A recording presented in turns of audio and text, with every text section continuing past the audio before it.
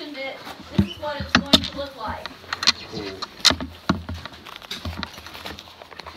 Bone is dynamic and it's ever changing. It doesn't just stay the same. It's living. Okay? Do you remember how many years and you have a whole new skeleton? Every 7 years. Every 7 years your skeleton has totally replaced itself. That is crazy. Skeleton is composed of a lot of different tissues. You got cartilage, bone, epithelium, nerve, blood-forming tissue, adipose. Hey, will you look through that recital? This is why I would have bet this wasn't going to be. Yeah. Yes.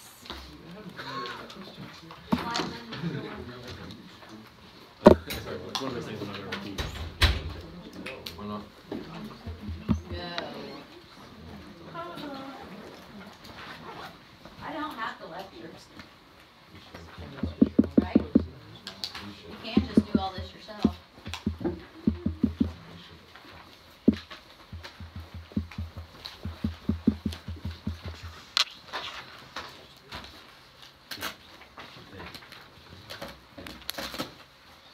Need to know the functions of bone. Supporting and protecting soft tissues. The attachment site for muscles, making movement possible. To store minerals, calcium and phosphate. You saw that in the lab. We call that mineral homeostasis. Blood cell production occurs in the red marrow. That's called hemopoiesis, another term that you need to know. Hemopoiesis. And you get energy storage in the yellow bone marrow. The yellow bone marrow is mostly what type of tissue? Yeah, it's adipose, a lot of fatty tissue. Okay, so here's the anatomy of a long bone. You're going to have to label this. Which one is the word we need? Hemopoiesis, blood formation. I've never thought of this. I really like this idea.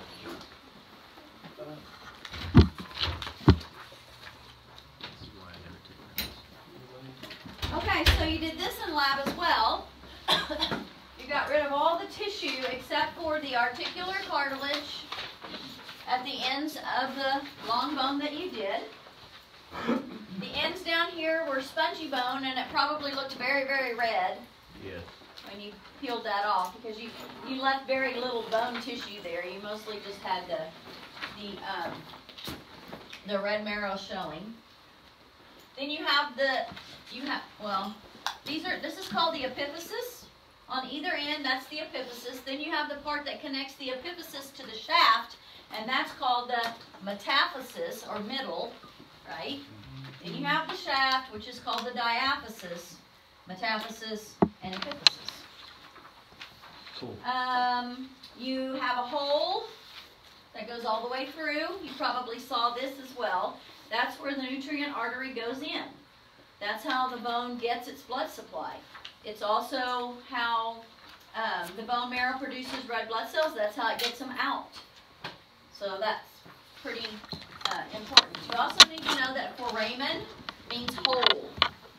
Anytime we talk about a foramen, it's a hole in a bone. What else do you need to know here? You need to know that the cartilage that's found on the outside ends it's called articular, but it's made of hyaline. Remember we looked at the 3 different types of cartilage. And this is hyaline cartilage.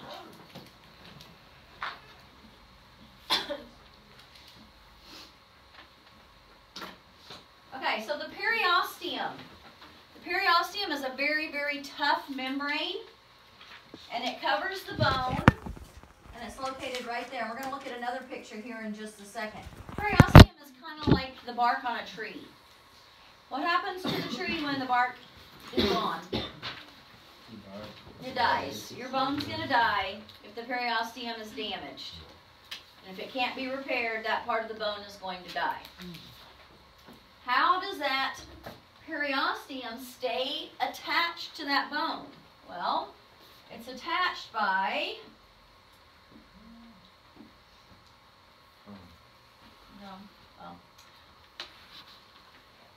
You see it right here? Yep. This is the periosteum. And I don't know that you can see or not, but there's like little things that are sticking out. And it almost looks like thumbtacks. Those are called Sharpies. And the Sharpies just almost like thorns on a rose bush. They just hold that periosteum and it sticks into this osteogenic layer. Now what do I mean by osteogenic? It Genesis. generates Beginning. So what's osteo?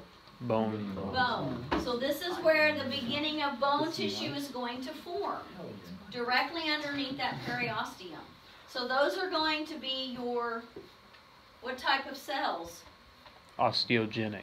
Osteogenic cells, which are a type of, So, come on, more, go back to cells, is it type of stem? stem cells. That is correct. Good job. I didn't want to sound retarded. Maybe it's me. I'll leave it to you. Okay, so You look bone good. is a connective tissue. We studied it back when we studied connective tissue. Its matrix is 25% water. How do we know that water was in there? It was wet. From the lab, right? When you baked it, what happened to the water? It dried out. Yeah, it evaporated. It came out. It's also made out of 25% collagen fibers. What happened when you baked it? Dried The out. collagen fibers, Evaporated as well. they kind of shriveled up, became part of the fat tissue that was left in the beaker. And then 50% crystallized mineral salts. That was what was remaining from the baking, right? Cool. And it was just the opposite when you put it in acid. When you baked them, did you just put them on like a cookie sheet, or did you? I put them in a beaker. In a beaker. Stood them up in a beaker. And there was like nice yucky stuff in the bottom when it was all said and done. You cleaned it. So does this make sense? They're half water and collagen and half mineral salts. There are 4 types of cells in bone tissue, and here they are. You have the osteogenic cell, which we already said was our stem cell. This is what's going to develop into an osteoblast. Osteoblasts are going to form bone tissue. Mature bone cells are called osteocytes, and these are what's going to help maintain the bone tissue. Then we have another kind of cell which is pretty cool, and it is called an osteoclast. And the osteoclasts act like little Pac-Men, and they go around and they model the bone. They also are activated when your blood calcium levels get low. You have to have a certain amount of calcium in your blood, just like you have to have a certain amount of sugar in your blood. Well, you have to have a certain amount of calcium so that your muscles can contract. And when that level gets low, these osteoclasts start breaking down bone. Now, what happens if you continue to have low calcium levels? It's going to continue. And it's going to continue breaking down bone material until your bones become very brittle. They become easily broken, become very thin, so you don't want that to happen. Now, the cool thing about osteoclasts is they work when you break a bone. And after the bone is healed, you saw on the video, and you're going to see one tomorrow that I really, really like, the one we're going to watch tomorrow. Sweet. But as the bone heals, it forms what we call, it's not very good, I'm sorry. That's okay. So it goes like this. It forms a callus, Her outfit really works today. I'm not gonna okay? lie. Her shoes. So this callus is just extra bone material there helping the bone to heal from the break. This nice little Pac-Man osteoclast comes along here and starts eating away until eventually the bone is back to pretty much the way it looked like before the break. Whoa. So that's pretty cool. And they show this on the video, and they do an animation, and I really like it. The rest of it's kind of corny with the girl breaking her arm and all of it. Okay, so osteoprogenitor cells, they're undifferentiated. They can divide to replace themselves, and they can become osteoblasts. They're found in that innermost layer of the periosteum. Remember where I showed you? Where the periosteum was kind of peeled back, and I was showing you the Sharpies. That next layer is where these are found. Osteoblasts are going to form the matrix and the collagen fibers, but they can't divide. And then the osteocytes are mature cells that no longer secrete matrix. This is the cool thing. So you have this, I don't know if I have a picture of it or not, but you have this osteoblast that goes in to eventually form an osteocyte. This osteocyte is secreting this matrix that when it comes in contact with mineral salts, hardens. And so the osteocyte keeps secreting this stuff until the cell itself is completely surrounded by a hard matrix. And now it lives in, what do we call those? Lacunae. So now it lives in its little house, the lacunae. And inside, or coming out of the lacunae, are like little finger-like projections, and that's where the osteocytes project that. And these are what's giving nutrients and other things and helping the bone stay alive. Osteoclasts are truthfully just another form of white blood cells. It's kind of cool. Osteoclasts. Okay, so that matrix of bone, we know that it's hard. There's inorganic mineral salts, and that's what's going to make the bone hard. And those mineral salts are called hydroxyapatite, you need to know this, and calcium carbonate. Hydroxyapatite is just a form of calcium phosphate. Bone also has organic collagen fibers that helps the bone be a little bit flexible. And their tensile strength resists being stretched or torn. You also saw this on the video where they had the Volkswagen, right? On the And it was bone. going down on the femur. And that was crazy to watch that. If you remove the minerals with acid, which is what we did in lab, you get a rubbery bone. Mineralization or calcification of the bone is hardening of the tissue when mineral crystals deposit around collagen fibers. And this is happening around those osteocytes. Bone is not completely solid since it has small spaces for vessels in the red marrow. And spongy bone has a lot of spaces. Whoops.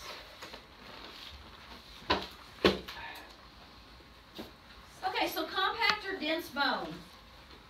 I'm going to pass this around. You guys can look at it. This is a deer leg. I have had this for 10 years. And I just told him to leave the joint attached with the little neck on the side. I think that's kind of cool. But you will see the articular cartilage. Also, the knee of a deer and the knee of a cow. They have sesamoid bones stuck in there instead of having cartilage. So that's kind of cool. Anyway, we'll talk about that later. I'll pass this around. As far as I know, it's germ-free. So compact or dense bone is going to make up the outermost areas. Why is your bone not solid? It looks like that it would be solid if you need to move and protect yourself. Why isn't it solid? Why is there a marrow cavity in there? To form blood. Well, we got blood formation, but we can form blood somewhere else. We can do it in the spleen if we need to. So it doesn't like snap under like extreme pressure. Okay. If it was solid, I wouldn't give it all. Okay. Be too heavy too. Thank you. Yeah. All that. Got it. I like that. It would be so heavy that you wouldn't be able to move. It'd be way too heavy. Your muscles would not be able to maintain posture, and and other things like that. So that's why it's not solid. Okay, so here we go to the histology. I'm pretty sure you had, like on the worksheet, right? Did you have something about this on the worksheet? You may have already, some of you may have already turned it in. Okay, so this is what you saw when you looked at the bone tissue under the microscope. Yes. These concentric rings here are called lamella. Inside the lamella we have lacuna, and those are little lakes. And what's inside the lacuna? Osteocytes. In the middle of this complete osteon, because that's what this is called, is an osteon, we have the central or Haversian canal. This is where your blood, your nerves, and so forth go through. So, each one of these that are sticking up here is an osteon. Okay, so that whole thing is an osteon. Your caniculi, those are like little channels that the legs of the osteocytes are in. What do I not? The osteocytes communicate through that caniculi that's filled with extracellular fluid. It's fluid in there. And that allows one cell to communicate with the next cell. Interstitial lamellae represent older osteons that have been partially removed during tissue remodeling. Alright, so that was compact bone. Now we have spongy bone. And so on this model, this is all compact bone here, and this is spongy bone. And do you notice how the spongy bone has like just sections? Yeah, and then this is the actual bone tissue here. That's why they call it spongy, because it just looks like a sponge, as opposed to your hard, compact bone. These are called trabeculae. So these little things right here are called trabeculae, and inside the spaces of the trabeculae is where you're going to have the red marrow. So if we, and this I told you, do you guys still dissect sharks in zoology? Not sharks, starfish? No? Oh my gosh, when we did starfish, and you have those legs coming off, if you chop off a leg, I swear that's exactly what the inside of it looks like. I've always thought that whenever I look at starfish. Okay, so anyway, we're going to chop off one of these sections of the spongy bone, and we still have osteocytes, we still have interstitial lamellae, we still have our caniculi, and here we have an osteoclast that is,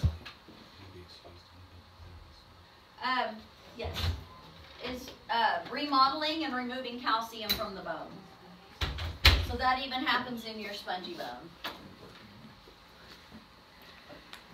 Okay, so it's a lattice work of thin plates called trabeculae. Spaces in between are filled with red marrow, and it's found at the ends of long bones and inside flat bones such as hip bones, etc. And I have some examples here. I'm going to pass these around, and you can see this is the hard compact, and then if you look on the edges, you can see that it looks very spongy. Pass those around. Pass this one around. You can really see the difference in the bone tissue.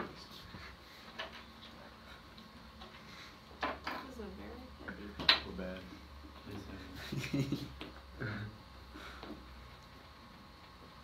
If you go in for a bone scan, they will give you what is called a radioactive tracer. And they'll give this to you in your vein. And the amount of uptake is related to the amount of blood flow to your bone. From this information, hot spots are areas of increased metabolic activity that may indicate cancer, abnormal healing, or abnormal growth. Cold spots will indicate decreased metabolism of decalcified bone, a fracture, or bone infection. I thought I had a picture. Dang it. Huh? I'm good. Hold on a second.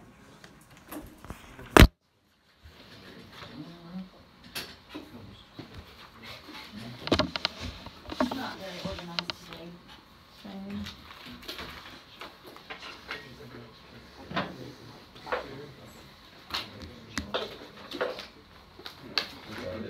I'll stop reading it.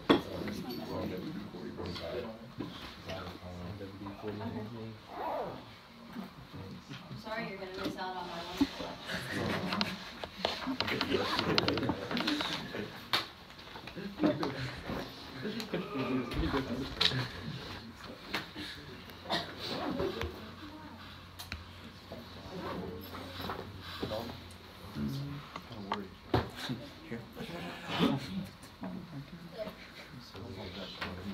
Okay, can you read what it's saying? What might that indicate with the bladder showing up like that? They gotta pee. It's got warm. They gotta pee. Maybe? It's probably. Have you ever heard of bladder stones? Yeah. Oh. I shall show you some bladder stones. Oh, thanks, dog. I'm good. Yes, it is from a dog. I knew that. Turkey call. I think I also have, I have gallstones too. And these are formed in the gallbladder. I don't have any kidney stones. These kidney stones are pretty cool because they have spicules. My mom has one. Is that that for for real? real? Where'd Is you let that you for bring real it? baby What, skeleton? show? No, I'm For show and tell? Oh. Sure. Okay, so this is a bladder stone, and this was a dog, and you can imagine this was not a very big dog. That stone completely filled that little dog's bladder. And so you can imagine that, first of all, he's not storing any pee, it's just coming straight out. And you can imagine what kind of pain he's in. Yeah. So anyway, that may indicate, these are gallstones. These were broken up and taken out of a gallbladder.